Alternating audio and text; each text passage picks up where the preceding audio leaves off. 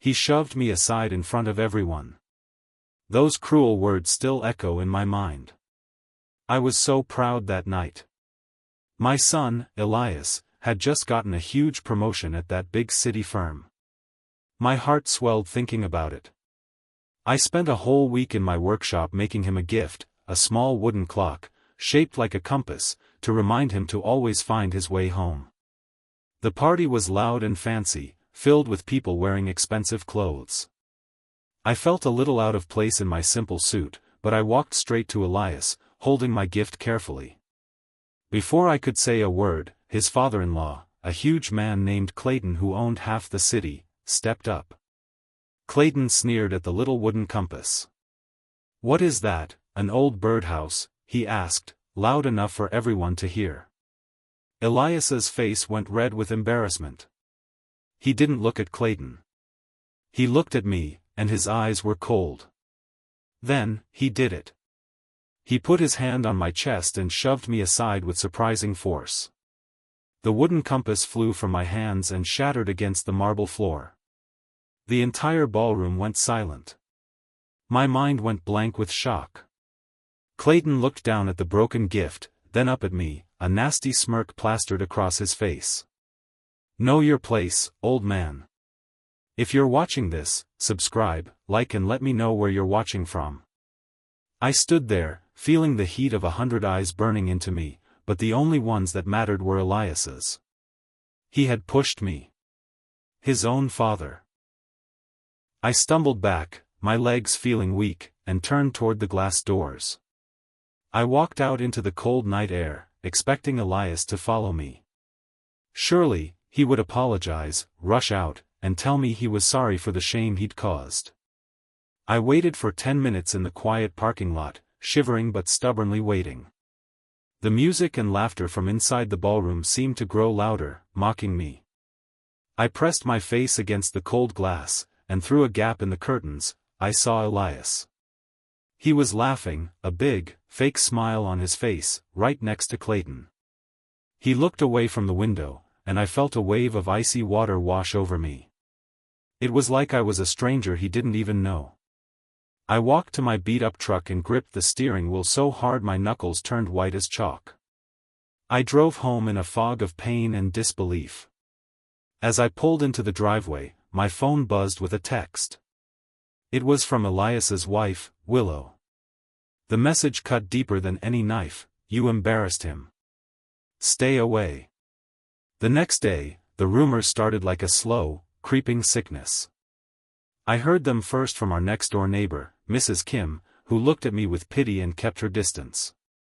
"I heard your son's party was ruined," she whispered, pulling her mailbox shut quickly. Clayton and Willow were working hard to rewrite history. The story they were spreading was that I had shown up uninvited, already drunk, and had been aggressive, shouting at the guests and making a huge scene. They claimed Elias was just protecting his wife and her family from my wild behavior. Soon, even people I'd known for 30 years were whispering. At the grocery store, I felt eyes on my back, filled with judgment. The humiliation was no longer a private wound, it was a public spectacle. Feeling sick, I turned on my computer and logged onto social media, something I rarely did. My stomach turned over as I saw it, a shaky video clip of the incident. It was cut right after I stumbled back, but before my gift broke. The editing was clever, showing me approaching aggressively, making me look like the aggressor who lost his temper. The comments were awful, calling me a bitter old man. I walked into the kitchen, where my wife, Marie, was sitting at the table, clutching a cold cup of tea. She looked tired and defeated, like someone who had just lost a battle. "You need to stay quiet, Arthur," she said without looking up. Her voice was low and trembling. "Please, don't make things worse for Elias. He has a career to worry about now. A family." Her plea felt like another layer of betrayal. The house, our home for 35 years, no longer felt like a safe place. Even Marie, my partner, was putting our son's image before the truth. I tried to explain how cruel the lie was, how important my reputation was to me, but she simply shook her head. Just let it go, dear. They'll forget eventually. I walked away, feeling utterly alone. Later that evening, I was in the hall, getting a jacket, when I heard her voice floating up from the living room. It was soft, apologetic. She was on the phone. I froze, listening. It was Willow. I heard Marie clearly. I am so sorry for his behavior. He really has been under a lot of stress lately. We will keep him home. She was apologizing to the person whose family had just ruined me, and she was doing it behind my back. The only thing that kept me going was the thought of my granddaughter, little Lily. She had just turned 6 months old, and I hadn't been able to visit her since the party. I drove over to Elias and Willow's huge, modern house, telling myself that they couldn't possibly keep me from my own family. I rang the bell, and the door swung open, not to Elias or Willow, but to Clayton and his wife, Beverly. They stood side by side, blocking the entrance like two stone statues. "What do you want, Arthur?" Clayton's voice was a low growl. "I came to see my granddaughter," I said, trying to keep my voice steady. Beverly gave me a look of pure disgust. "Our family doesn't need your kind of influence on Lily," she hissed, pulling the words out slowly. "We don't want her around people who cause scenes at formal events." I looked past them, searching for Elias. He was standing in the shadows of the living room, holding Lily. Our eyes met for a fleeting second. I waited for him to speak, to defend me, or at least to invite me in, but he did nothing. He just looked down, his face empty of emotion. Then, with a slow, deliberate movement, he shut the heavy oak door. The metallic click of the lock was the loudest sound I had ever heard. The next day, I lost my job. I'd worked at the same construction supply company for 25 years. I managed the inventory and ordering. It was an honest, stable job. My supervisor, Mr. Finch, called me into his office, his face pale and uncomfortable.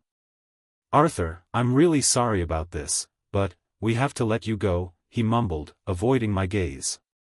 "It's about an official complaint regarding your unprofessional behavior that is now reflecting poorly on the company's image." I knew immediately what this was about. The timing was too perfect, too neat. "Who complained?" I asked, my voice dangerously quiet. Finch stammered, "I can't say, Arthur. Just, someone very important." I walked out feeling numb, but then a cold, hard thought clicked into place. I remembered Elias mentioning that his company was working on a massive real estate deal, and the main developer was a company called MBC Holdings. I drove back home, went to the garage, and pulled out an old newspaper clipping. My hands were shaking as I found the page. The owner of MBC Holdings, the company that contracts my old employer, was none other than Clayton, Elias's father-in-law. It wasn't a coincidence. It was a planned, targeted attack. They hadn't just humiliated me, they were systematically erasing my life. Weeks later, the unexpected happened. Elias showed up at the house. I let him in, but I kept my distance. He looked thin and stressed, but his eyes still held that cold emptiness. "I came to apologize, Dad," he said, but his voice lacked any real sincerity. The word felt like sandpaper in his mouth. I waited, not trusting his words. Then the true reason for his visit tumbled out. He pulled a document from his pocket. "I need you to sign this over," he said, pushing the paper toward me. It was a deed for the small 20-acre piece of land next to the old Riverbed family land that had been passed down for 3 generations. "It's to secure a huge business deal, Dad. I need it for collateral. It's the last piece of the puzzle." The apology had a price, and that price was my history. "No, Elias," I said, picking up the document and tearing it in half, then into smaller pieces. "You have ruined me enough. This land stays with me." His stressed mask dropped, revealing the selfish, angry man he had become. He looked me straight in the eye and said, with a tone that chilled me to the bone, "If you don't help me, you're out of my life for good. The stress, the betrayal, the anger, it all piled up until my body simply broke. A few days after Elias's cold visit, I was in the backyard trying to chop firewood when a sharp, intense pain hit my chest. I collapsed in the dirt, struggling for breath. I woke up in a sterile hospital room, attached to wires and machines. The doctor said it was a serious heart episode caused by extreme stress. Marie visited me once, only for a few minutes.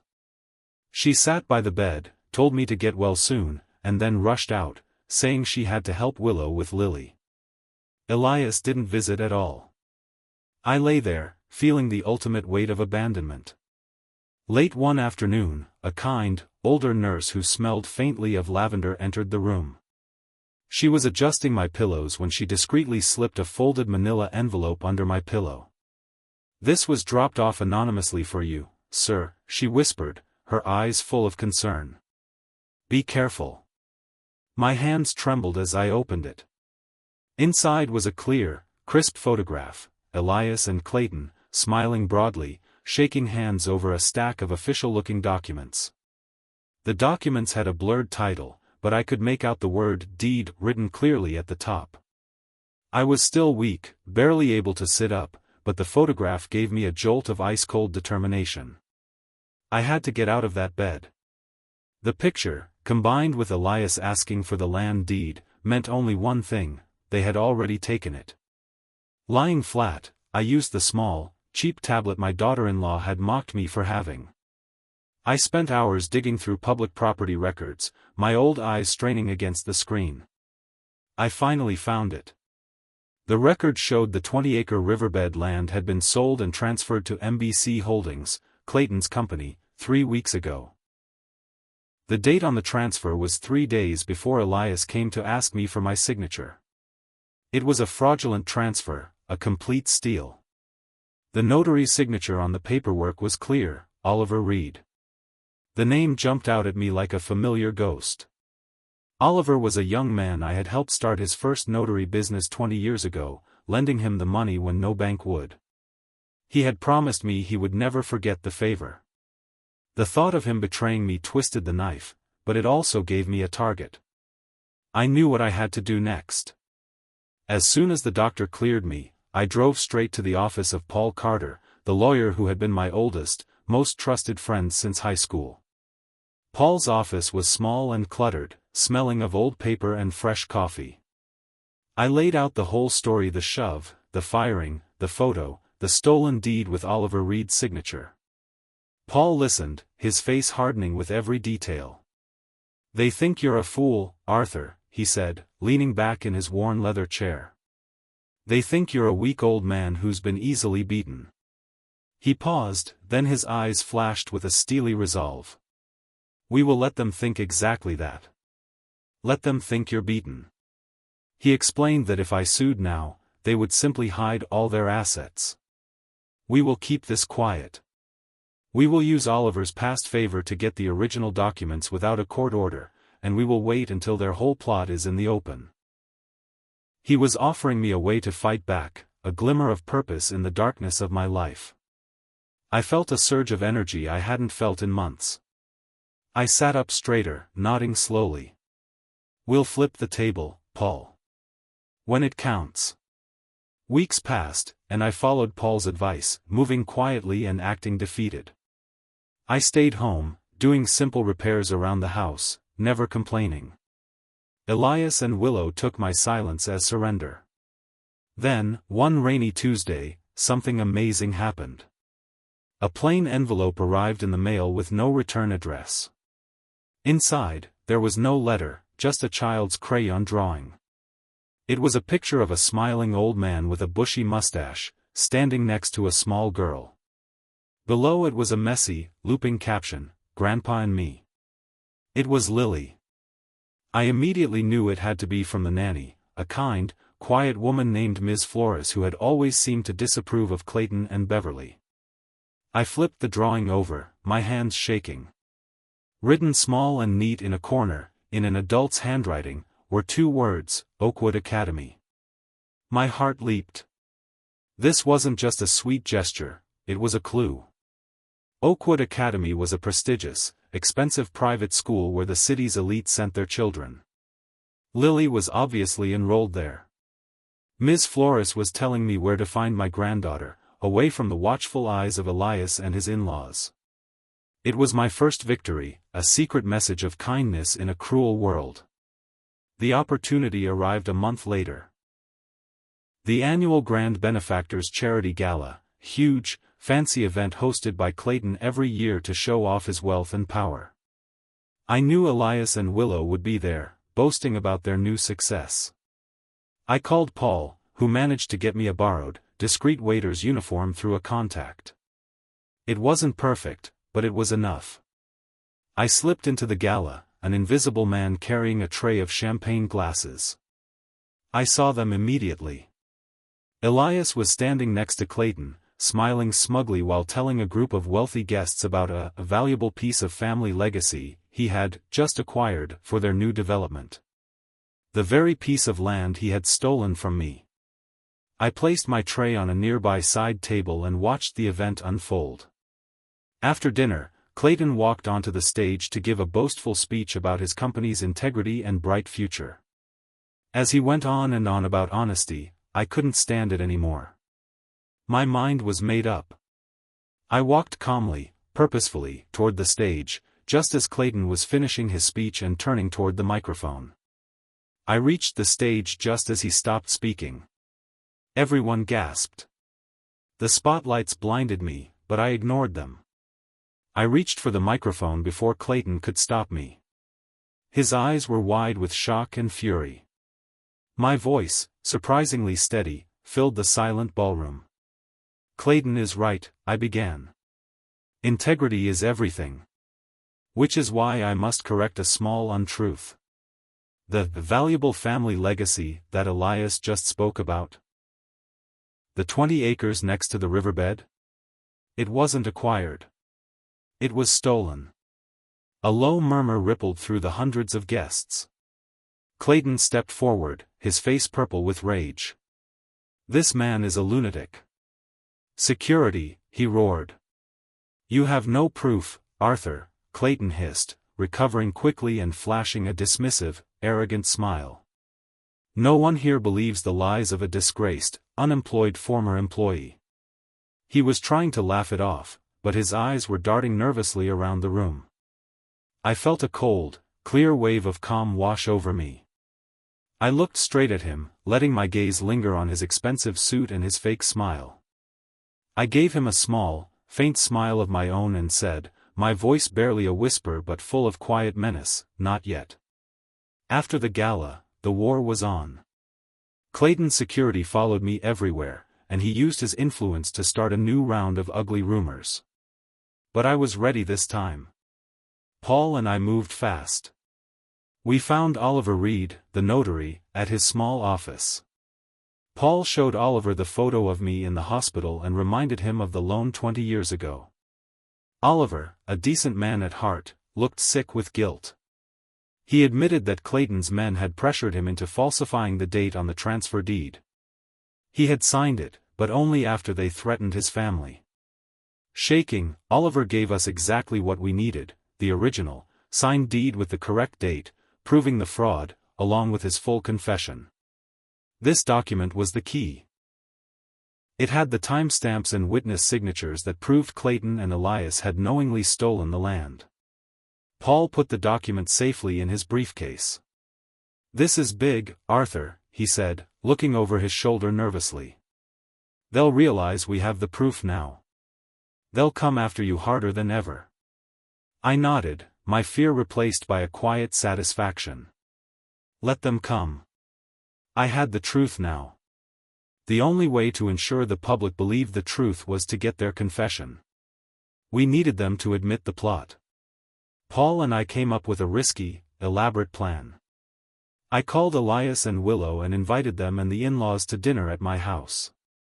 I've realized you've won, I lied, my voice sounding strained and defeated. I'm tired of fighting. I just want to reconcile and see my granddaughter. Elias accepted immediately, a note of smug victory in his voice. They believed I was broken. 2 days later, I spent the afternoon preparing the house. Marie was out shopping, so I was alone. I set the dining table exactly as it had been on the night of the promotion party, complete with my best china. Then, I went to work. I carefully drilled a tiny hole under the lip of the heavy oak dining table and secured a small, high-quality recording device. Deep underneath.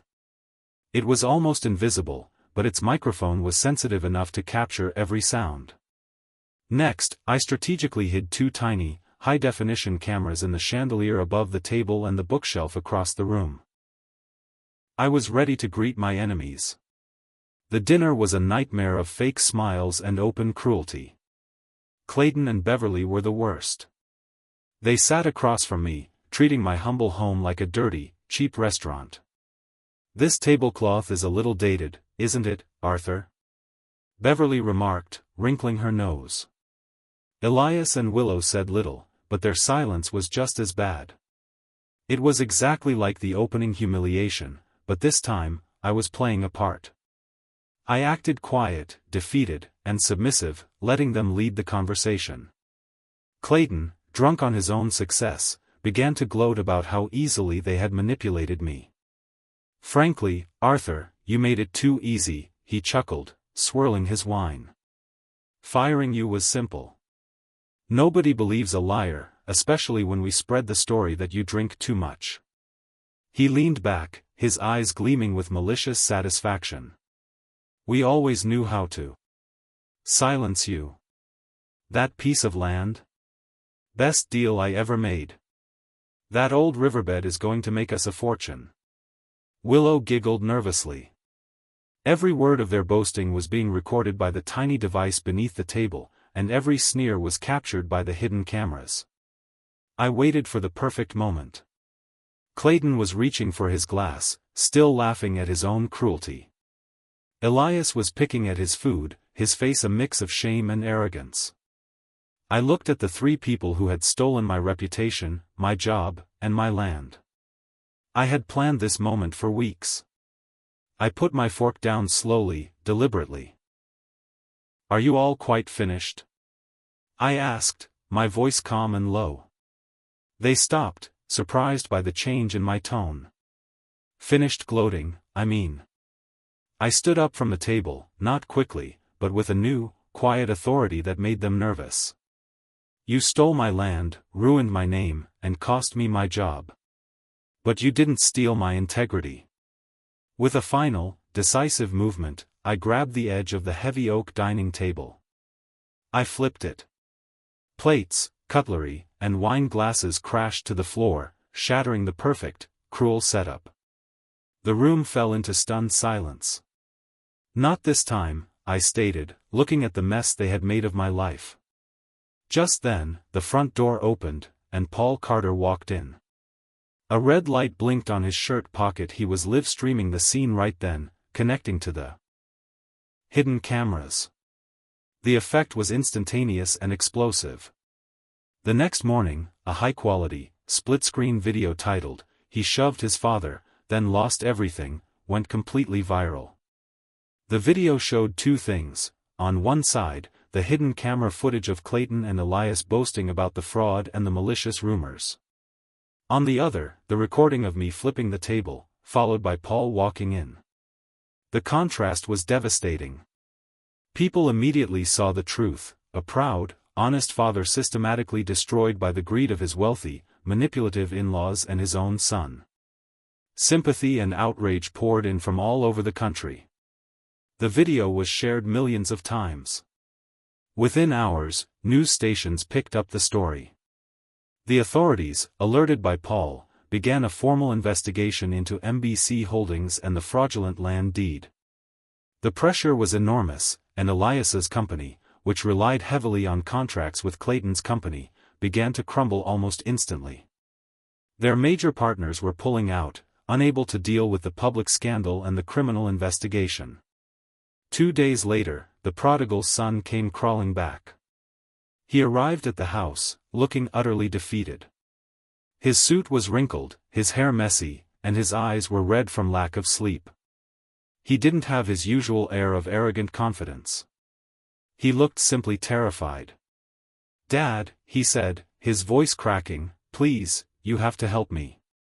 I'm fired. My accounts are frozen. Clayton is cutting me loose. Please, Dad, help me." He stood there, begging, the same man who had pushed me aside in public and shut the door in my face. I looked at him calmly, the years of pain and betrayal momentarily forgotten, replaced by a deep sense of sadness for the boy he used to be. I crossed my arms and stood tall, looking down at my son. "Help?" I asked, my voice quiet but firm. "You mean like when I came to see my granddaughter, and you stood silently while your in-laws told me to stay away?" His head dropped in genuine, absolute shame. He finally understood the full, bitter cost of his betrayal. I looked at the shell of the son I had raised. He finally seemed to be seeing the depth of his mistake. I knew I had to forgive the boy who was lost, but I also knew I could not save the man who betrayed me without him first taking responsibility. "I will help you, Elias," I said. "But I will not help them." I drew a clear, absolute line in the sand. I agreed to speak to the authorities on Elias's behalf, explaining he was manipulated by Clayton, which was partly true. However, I flat out refused to get involved with the fate of Clayton or Beverly. Soon after, Paul received a frantic, huge bribe offer from Clayton's lawyers, millions of dollars to simply pull the video and stop cooperating with the investigation. I told Paul to refuse. "Tell them I don't want their dirty money," I instructed. Enraged, Clayton himself called my house, his voice shaking with pure hatred. "You think you've won, old man? I will come after you when this is all over. I will have my revenge." I hung up the phone without saying a word. The investigation moved swiftly, fueled by Oliver Reed's confession and the undeniable evidence of the recorded boast. The authorities, having Paul's documents, quickly uncovered a wider chain of fraudulent deals within MBC Holdings. The stolen riverbed land was just the tip of a large, rotting iceberg. Clayton's empire, built on corruption and bullying, began to collapse. In a spectacular and very public fashion. His top executives resigned, his contracts were cancelled, and the news coverage was brutal. He became the symbol of everything wrong with unchecked wealth and power. I felt no joy in his downfall, only a quiet sense of justice finally being served. A few days after the news broke that Clayton was being charged with multiple crimes, my phone buzzed with an anonymous text message. It was a short, simple note: "Thank you. A friend you made long ago." I knew instantly it was from Miss Flores, Lily's nanny, the kind soul who had sent me the drawing and the clue to Oakwood Academy. It was a reminder that even in the darkest times, small acts of kindness exist. One evening, Elias came over again. He didn't beg for money or ask for a favor. He just sat on the porch swing, head in his hands, silent for a long time. Finally, he spoke, his voice raw with regret. "I was a fool, Dad," he confessed, tears streaming down his face. "A complete, utter fool. They filled my head with greed and told me that power was more important than family. They made me believe your honesty was a weakness, and I bought into it. My ambition blinded me." It was a genuine, heartfelt apology, the one I had waited months for. He apologized for the shove, for the lies, for the cruelty.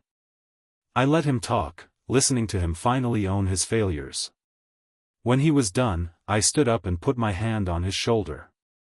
It was the first time I had touched him since the day he pushed me. "I forgive you, son," I said softly. "You allowed them to take too much. Now, you need to prove that the man they tried to make you is gone forever. Start by being a better father than I could be." A few weeks later, the silence between us was replaced by quiet, deliberate acts of rebuilding. Elias's first job was to bring Lily to the house. I was in the workshop, fixing a broken chair, when I heard the unmistakable sound of small, happy feet running across the wooden floor. I looked up, and there she was. Lily. She ran straight into my arms, shouting, "Grandpa." I knelt, holding her small, warm body tight against me. It was the first time I had truly held her, feeling the soft weight of my granddaughter, and it was a moment of healing so profound it felt like a physical ache leaving my heart. Elias watched from the doorway, a look of peaceful regret on his face. Meanwhile, the legal saga was drawing to a close. Clayton, humiliated and facing prison time, was forced to sell off most of his assets. I saw a picture in the newspaper, Clayton leaving town in a beat-up car, disgraced, alone, and with no power left. Justice was served, not by my anger, but by their own greed. The last piece of my old life to return was Marie. She had left me, overwhelmed by the pressure and afraid of Elias's downfall. She had moved in with her sister during the worst of the scandal. Now, she sent me a heartfelt letter instead of a text or call. She apologized deeply for not supporting me, admitting she had been terrified of losing Elias and their lifestyle. But then, she revealed a secret that stunned me. She wrote that she couldn't stand the sight of Clayton and Beverly, so she had actually been the one who secretly asked Ms. Flores, the nanny, to send me the Oakwood Academy clue. And she had provided Paul with subtle details about Clayton's company structure that helped him in the early investigation. She was not a full collaborator, but a frightened woman who secretly fought for the truth in her own way. Reading her words, I realized she too had been a victim of Clayton's manipulation, just as Elias had been. The pain of the past few months finally receded, replaced by a quiet sense of peace. I called her and said, "Come home, Marie. We were all fooled. Life has a strange way of bringing you back to where you started, but with a different view."